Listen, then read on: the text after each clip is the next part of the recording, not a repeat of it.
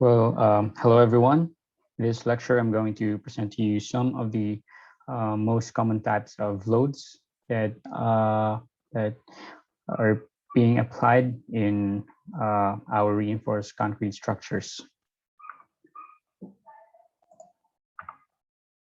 So loads are the forces, deformations, or accelerations applied to a structure or any of its components. So as you can see in the figure, we have here the forces. We have here the gravity loads, gravity forces, and lateral forces or lateral loads, and they are directly applied to the structures. Next, we have the deformation.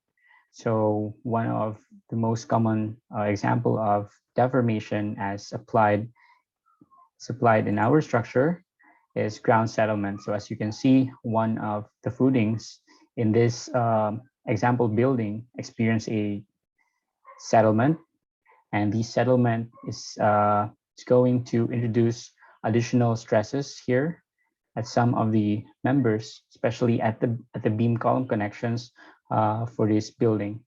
And finally, we have the acceleration. So we have here in this figure an imposed acceleration, which is acted on the ground.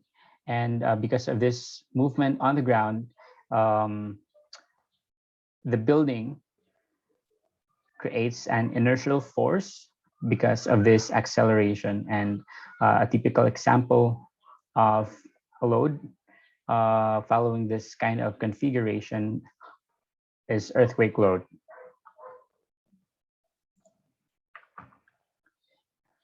So gravity loads are the vertical forces acting on a structure that is due to the Earth's gravity. So gravity loads can be classified as permanent, or sometimes we call it dead, and transient. Sometimes we call it live. These loads depend on the fixedness of the applied loads. So dead loads include the weight of the structural members and other components that are permanently part of the structure. So the NSCP 2015, Section 204, provides both the minimum densities and loads for different materials and components used in building construction. So the key word here to identify whether a load type is a dead load or a live load is, again, whether they are permanently attached or not. So for all components of a structure that are permanently part of the structure, their weight is considered as dead load. Next, we have live loads. So live loads include the weight of the building occupants. So these occupants could be the people, or it could be cars for parking garages. And we also have furnitures or other fixtures, as long as they are not permanently attached or they are movable inside the building. So again, the difference between dead load and live load is that for the live load, they are not fixed permanently in the structure. So the NSCP 2015 Section 205 provides different types of live loads and their corresponding minimum values. So now I have here an example of dead load computation for a very simple structure with slabs, beams, and columns. So in this example, we have a 2.3 by 3.3 meters, 100 millimeter thick slab that is supported by 4 beams and 4 columns as shown in this figure. So the slab supports a ceramic tiles on 25 millimeter mortar bed at the top and an additional 0.4 kilopascal ceiling load at the bottom. So all the members are made up of reinforced concrete with unit weight of 23.5 kilonewton per meter cube. So determine the following. So 1, we have the total uniform load carried by the slab. 2, the total uniform load carried by the 200 by 300 and 200 by 450 beams. And finally, the total actual load in the columns. So in this figure, this shows the, I think this is a side view of the structure that we are considering for this example. So we have here two columns. Yeah, and the height of the column is 3 meters, and the cross section of the column is 300 by 300 millimeters. We also have the smaller beam, the 200 by 300 beam, and finally we have the 100 millimeter thick slab at the top of the beams. So to compute for the total uniform load carried by the slab, so we need to consider the weight of the ceramic tiles and the mortar bed supported by the slab at the top. So from NSCP 2015, Table 204-2, the minimum load for ceramic tiles on a 25 millimeter mortar bed is 1.10 kilopascal. So we have here the weight of the tiles is 1.1 kilopascals. From the problem, the ceiling load below the slab is 0.40 kilopascals. And finally, the weight of the slab is the unit weight of concrete multiplied by the thickness of the slab. And the resulting weight of the slab is also expressed in kilopascal, which is 2.35 kilopascals. Therefore, the total uniform load carried by the slab is, we have the weight of the tiles, the weight of the ceiling below, and also the weight of the slab itself. So now we have 1.1 plus 0.4 plus 2.35, and the resulting total weight of the slab, including its dead weight or including its weight, is 3.85 kilopascals. Now for the second part of this example, we need to compute the total uniform load carried by the 200 by 300 millimeter beam. So as you can see in this figure, this shows a typical or a simple diagram on how the load from the slab is being transferred or is being distributed among the four supporting beams. So as you can see here, we have for the 200 by 300 millimeter beam, this portion labeled as A1 is a tributary area of the slab that is being supported by this beam. So though you can also notice that a portion of the slab is being supported by the columns here, I just assume that for simplicity that all of the weight of the slab is being supported by the beams and none for the columns. So from the figure, the tributary area of this beam, the 200 by 300 beam, is 1.32 square meters. Now, the load from the slab carried by the beam is the area or the tributary area of this beam multiplied by the total load being carried by the slab, which is 3.85 kilopascals from the previous computations.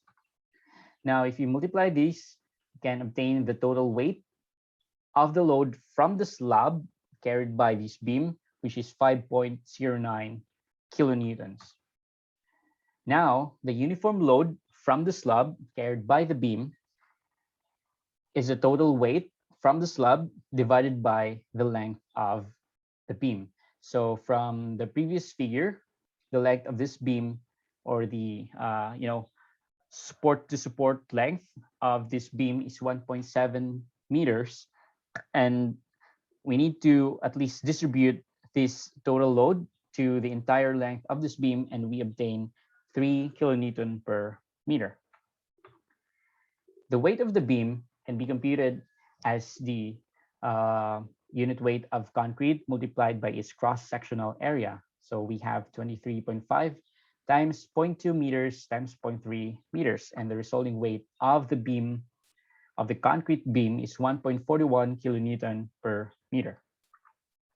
The total uniform load carried by the beam, therefore, is W1 plus W beam 1, and W1 here represents the uniform distributed load from the slab, and W beam 1 here represents the weight of the beam itself. So the total uniform load being carried by this beam is 3 plus 1.41, and the total is 4.41 kilonewton per meter. For the 200 by 450 beam, we use the same procedure to compute the total uniform load being carried by this beam. So from the figure, the tributary area for this 200 by 450 millimeter beam labeled as A2 is 2.47 square meters. Now the load from the slab carried by the beam is the area, again, the tributary area for this beam multiplied by the total load being supported by the slab. And the total weight for being carried by this beam is 9.52 kilonewtons. The uniform load from the slab carried by the beam is just 9.52 kilonewtons distributed along the length of this beam, which is 2.7 meters, and the resulting uniform load from the slab being carried by this beam is 3.53 kilonewton per meter. Now, the weight of the beam is just the unit weight of concrete multiplied by its cross-sectional area, 0.2 times 0.45 square meters, and the resulting weight of the beam in kilonewton per meter is 2.12. Now, the total uniform load carried by the beam is 3.53 plus 2.12, and that's 5.65 kilonewton per meter.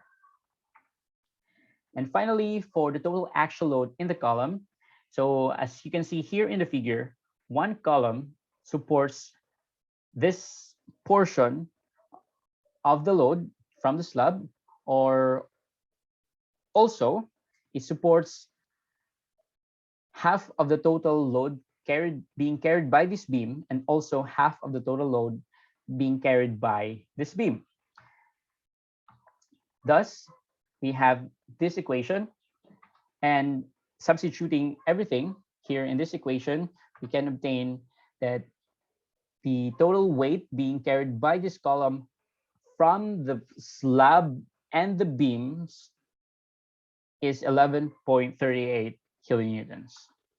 Now, the weight of the column, or one of the column, is 23.5, which is the unit weight of concrete, multiplied by 0.3 meter by 0.3 meter by 3 meters. These three numbers represents the volume of the concrete column, and the resulting weight is 6.35 kilonewtons. Therefore, the total load in one of the column is 11.38 kilonewtons plus 6.35, and the total is 17.73 kilonewtons. So in summary, for the slab, the uniform load is 3.85 kilopascal. For the beams, we have 4.41 kilonewton per meter and 5.65 kilonewton per meter.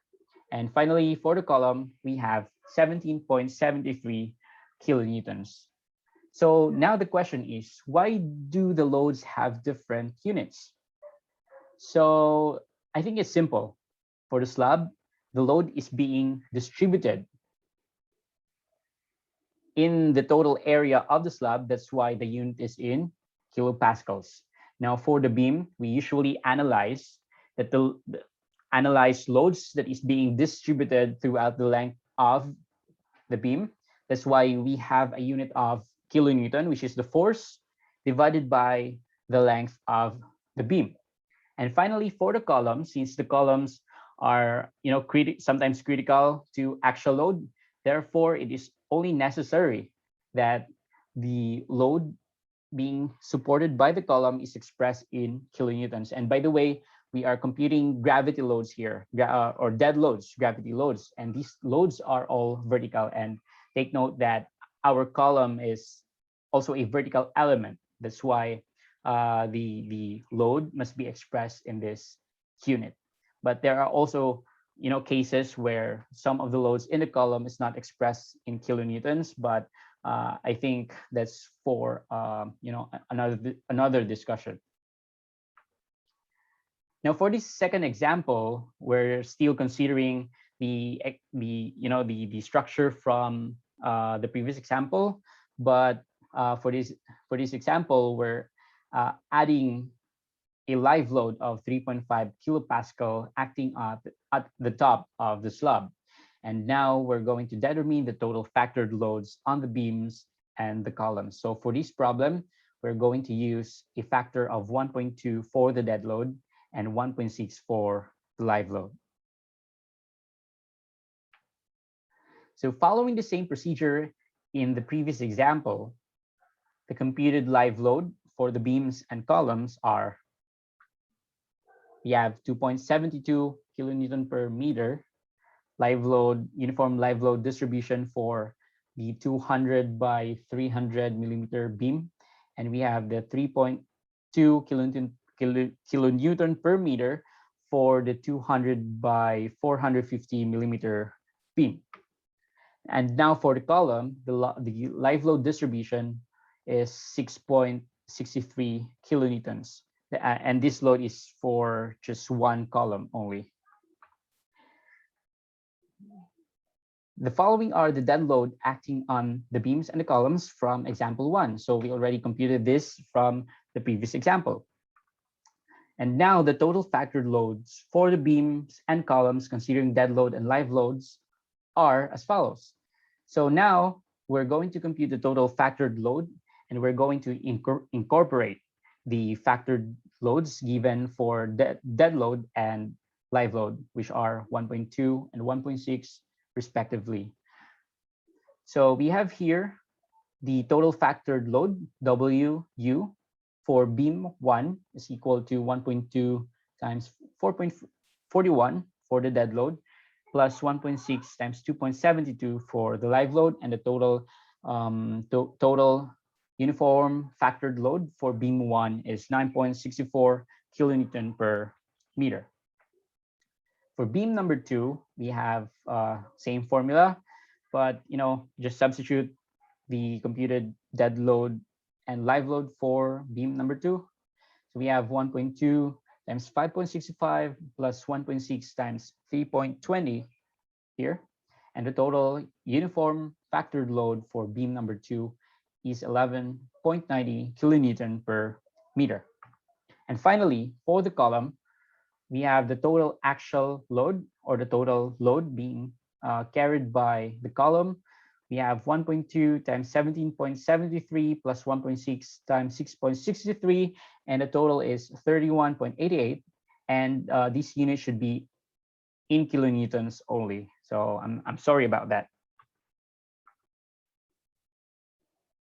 Okay, so these computed values, the total factored loads that were computed in this example, are actually the loads that we're going to use when we're going to design the beams and the columns. So if you can remember in your previous reinforced concrete course, the loads that are being applied in the beam in your previous course are the ones that were used to determine, the applied bending moments or the applied shear in the beams. But for in our case, in this course, the force that we're going to use in computing the maximum bending moment in the beam are all factored loads. So unlike your previous RC course where all the loads are being provided, for this course, you're the one who's going to determine the loads that's being applied into the structure, and also you're going to determine the loads being carried by each element, like each beam and each column. And finally, we have the lateral loads. So these are the horizontal forces acting on a structure. So examples of lateral loads include wind load, earthquake load, lateral earth pressure, hydrostatic force, and etc. So in this course, we will be designing our RC buildings will be designed primarily for earthquakes. So earthquake load computation will be discussed in a separate chapter. So though our National Structural Code of the Philippines has provisions for wind load, but wind load are only critical for very tall buildings, like I guess more than 10-story buildings. But for this subject, we're only designing at least, or maybe at most, 3-story buildings, which are not really that critical for wind load. So for this course, and for for your assignments and your projects, we're only going to focus on designing our reinforced concrete buildings under earthquake load. So lateral earth pressure and hydrostatic force will only be incorporated once it's applicable in our structure. Thank you.